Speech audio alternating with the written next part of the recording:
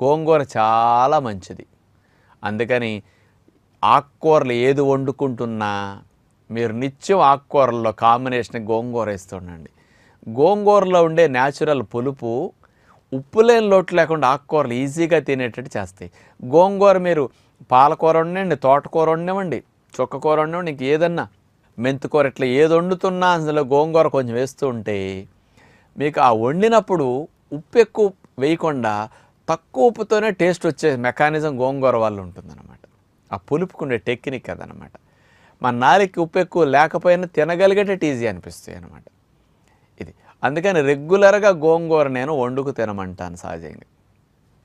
ఈ గోంగూర తింటే ఎందుకు అలర్జీలు వస్తాయంటే చాలామంది గోంగూర విడిగా వండుకున్నప్పుడండి పులుపు ఎక్కువ కదండి. అచ్చంగా గోంగూర ఉన్నప్పుడు ఆ పులుపు ఎక్కువ వల్ల ఆ పులుపుని న్యూట్రలైజ్ చేయాలంటే